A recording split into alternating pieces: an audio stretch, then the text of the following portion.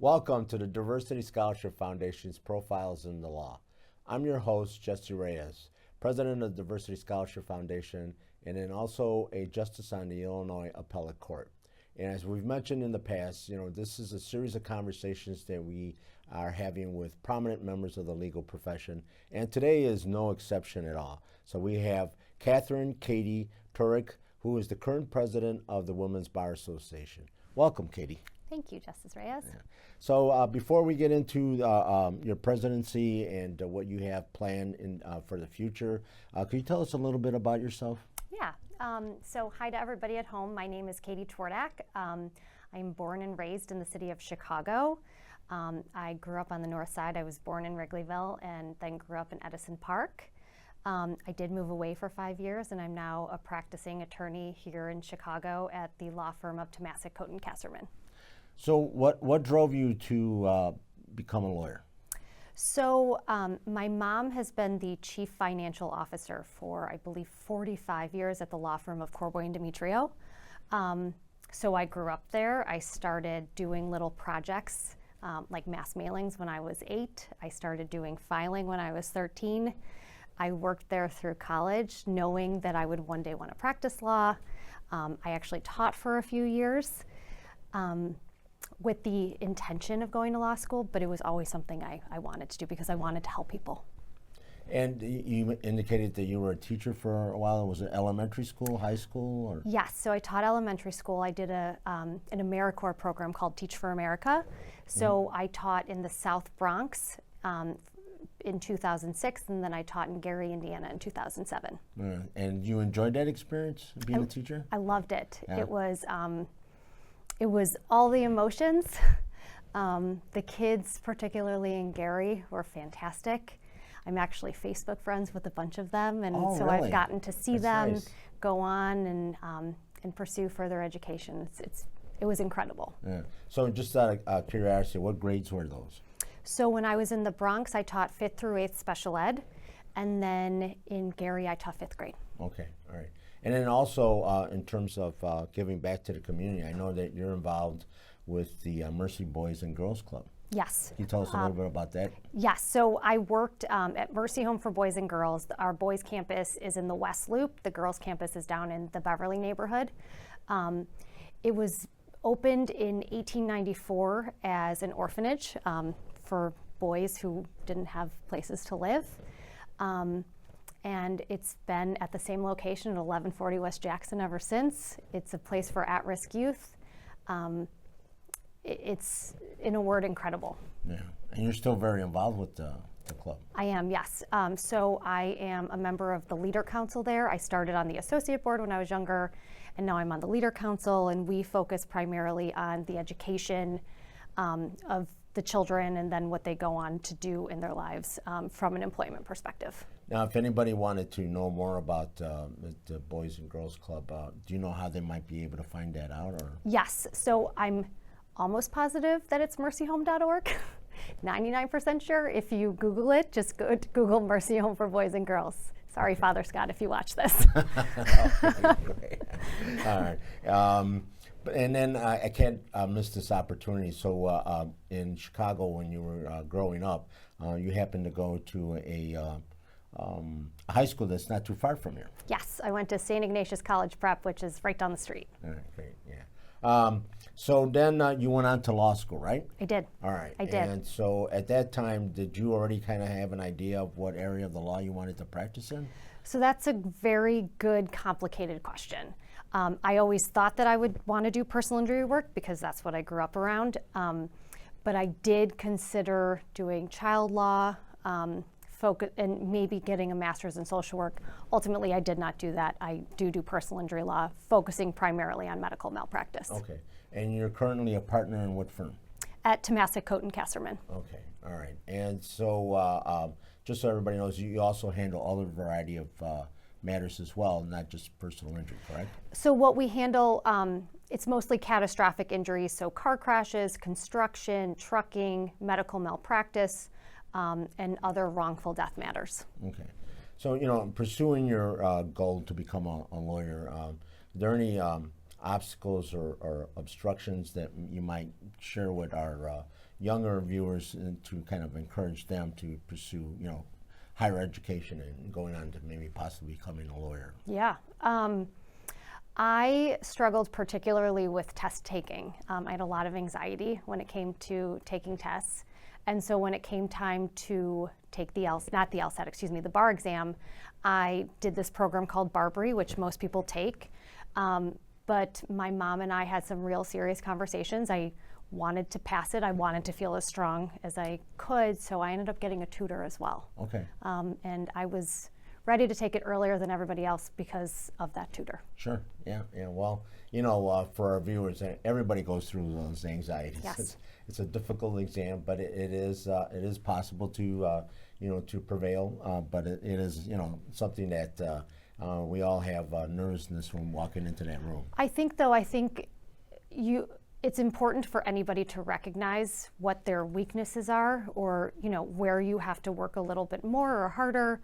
And we knew that that's what I needed, and we recognized it. And rather than have to deal with it later, we just dealt with it then, and it was worth it. It paid off. No, that's great advice for anybody that wants to take an exam, whether it's the LSAT, the bar course, or any other type of course to pursue higher education. And I think that's a good point. Realize what your weaknesses are. We all have weaknesses. Realize what those are and try to address them before you go into the exam. Absolutely. Yeah. So you are the current president of the Women's Bar Association of Illinois. I am, yes. Yeah, and I know we're not halfway through, but we're through some months in your presidency. Can you just share with our viewers some of the things that you've been able to accomplish so far this year? Sure. So I have an incredibly dynamic board of women right now. We are particularly focused on what our members need, which we think is CLE. CLE is continuing legal education. And as attorneys, we need that in order to keep our licenses up to date. Every 2 years, we have to provide that information to the ARDC and the Illinois Supreme Court. So that is something we are particularly focused on. We're also relaunching our mentor-mentee program. And as an organization, we're trying to give our members more opportunities for social, to do service work, if you will. And so a component of that mentor-mentee program will be the mentor-mentee actually working on a pro bono case together and doing other pro bono work, because you can only sit down and have coffee with somebody so many times. Right. This allows people to dig in and learn from each other. And I know that even though I've been practicing for a while, there's things that I don't know that a younger attorney might. And so I think it would be a great learning experience for both. No, that's excellent. Because the law is always evolving, and we're always having to stay on top of the latest developments in the law. And particularly now when we have AI and other issues regarding technology, whether you should use AI, whether you're not should use AI, or how to use AI. So I think offering that to your members is great. But I also know you've had some successful social events as well, and you had an outstanding President's reception and dinner at the Drake Hotel. Thank you. Yeah. Yes, it was a very nice evening. And then we actually, a couple weeks ago, we had our annual golf outing, which sold out much earlier than we expected. And it was a wonderful day. Yeah, great, fantastic. And so what does the future hold for the Women's Bar Association under your term as president? So I think more than anything, again, a focus on our CLEs and a focus on service, both to our members and to the community at large. Through this organization called the Pro Bono Network, which an alumnus of Ignatius is actually on, that's how I got involved. We will be offering more pro bono service type activities for our members to get involved with. And having attended now 3 Jesuit schools, for those of you who don't know, Ignatius is a Jesuit school, as is Loyola, and then Boston College, where I went for undergrad. There's a particular focus in that type of school on service to others and doing that through education. And so during my presidency, that's something that I felt very strongly about. And so it's very service focused. I'm sure the Jesuits are smiling right now, looking at you here and saying, she's there because of us. And Yep. they will take the credit, right? Absolutely. And they should. They should. So you went to Boston College. Yes. Right? Why did you go away? So I knew I was pretty sure I wanted to go to a Catholic school. I didn't want to go to a big state school. I thought I would kind of get lost. And I flew out there with my two best friends and one of the girls' moms and my mom, and I stepped on campus, and I knew immediately it was where I was supposed to be. Okay. And is it true that everybody who enters the campus at Boston College has to bow down to the Doug Flutie statue? No. I don't even know that I ever saw it. Really? Oh, I hope he's not watching.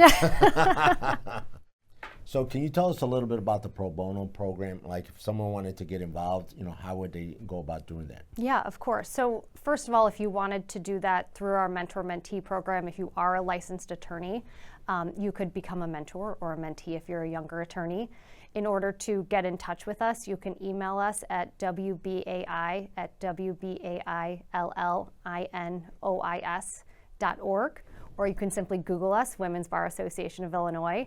And then if you want to reach out to the Pro Bono Network directly, Google Pro Bono Network. Unfortunately, I don't know their website. But they could Google it. They can Google it, yeah. Yeah, right.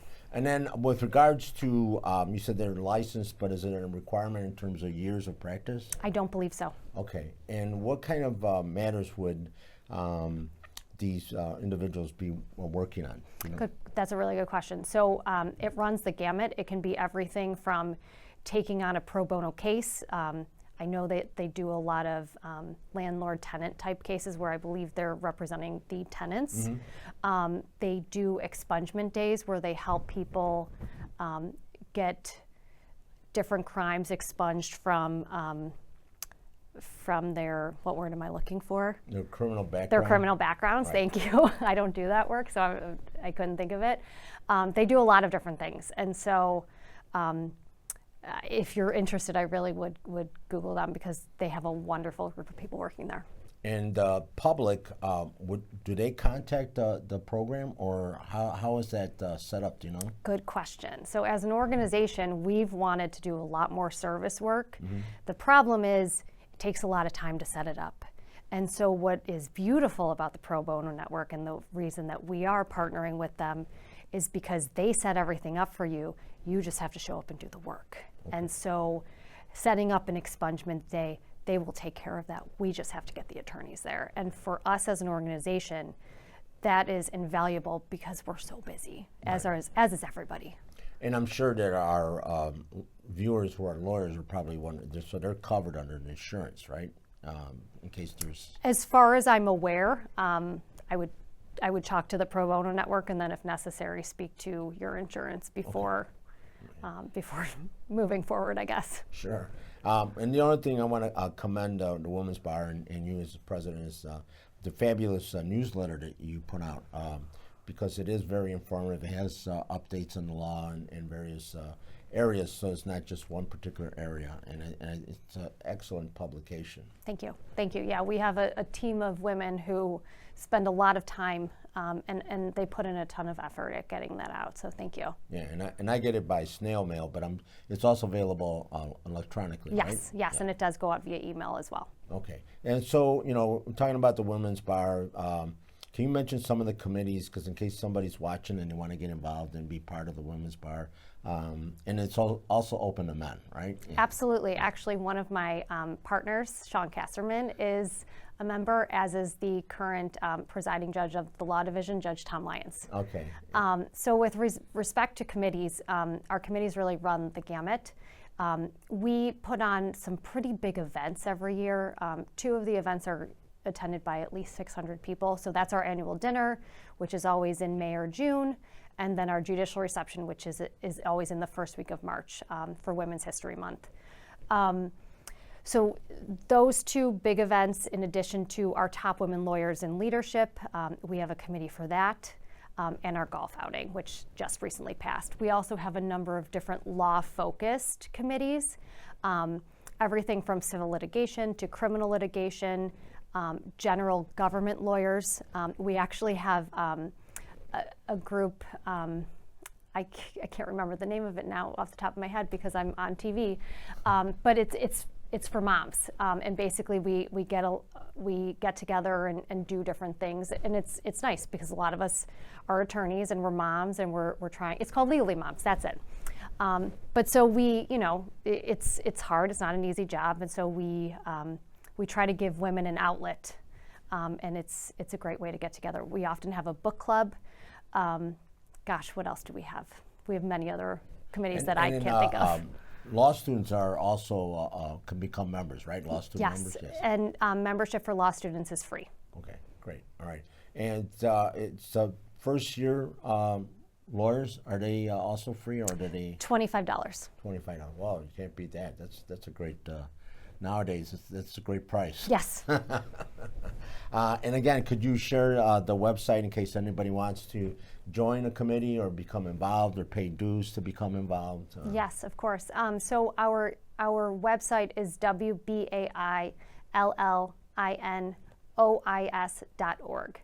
So there's just one I split between WBAI and Illinois. Okay. And you said your judicial reception's coming up. Yes. Right, and it's in March. Yes, right? we don't have the date finalized, but it's usually the first Thursday in March. Okay, great. Do you have the venue by any chance? We're working on it, but it is usually at the Chicago Cultural Center. Okay, great. All right. And you mentioned about moms and lawyers. So can you share a little bit about the importance of balance and how do you balance it all? Because you're a partner, you're a president. You're also a full-time litigator in one of the major PI firms in the city. So can you share some secrets with our viewers in terms of how to create a balance? Yeah, well, there's no secret, and I can't say that I'm good at it. The main thing is you need to have the proper help. You need to have a partner who's in it with you 50-50, but doing it all together 100%. There's times when I can't do things, but he is, picking up the slack and vice versa. We also are very fortunate. We live 3 blocks from my parents and about 10 miles from his, so we have a lot of family support. We have a fantastic... And I bet your mom loves that, right? They both love it. It's a blessing. And you just have to ask for help. You have to know your limitations, like we talked about with taking the bar exam. You have to know your limitations with everything. And you can't, one of the things that I never like is when people say you can have it all. You can have it all, quote unquote, but you can't have it all at the same time. So there's always something that is kind of going to suffer and you're not going to be great at for a while, but you'll eventually get there, but something else might suffer. Sure. And that's okay. That's life. That's life. That's right. life. Yeah. I mean, you never know what it's going to throw at you, but you have to take it as the way it comes, right? Right. Yeah. So you were a teacher for a while, and then you went on to go to law school and become a lawyer. And so, any advice for our younger viewers who are looking at maybe possibly going on to higher education, which hopefully they will, but also maybe becoming a member of the legal profession. So any thoughts or words that maybe you could share with them in terms of, to motivate them? Yeah, absolutely. I first of all, I don't think that there's one single path that works for everybody. You have to know yourself, and life is it's a process, and it's about learning yourself. You're going to fall down sometimes, and you're going to thrive sometimes. So you have to know and try to figure out for yourself when it's the best time to do it. I obviously taught for a while, and then I worked at Mercy Home for Boys and Girls for 3 years, and I applied at the time that was best for me. So I was attending Loyola with a bunch of 22-year-olds when I was 27. They were so much more computer literate than I was, but it was the right time for me personally, and I had grown in many ways, and I had professional jobs that many of them didn't have, which I do think benefited me in the long run. And I think one of the things that's really great about our profession is the fact that you're always learning. You never stop learning. And then with the technology, it's always something that we always have to try to stay on top of. I mean, right now we're dealing with AI. For a while there, we were dealing with emojis and emojicons and things of that nature, and then the evolution of computers. Yep.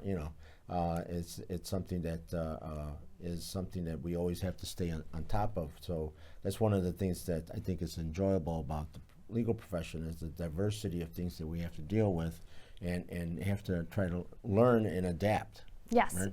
I mean, I learn at least 5 new things every day.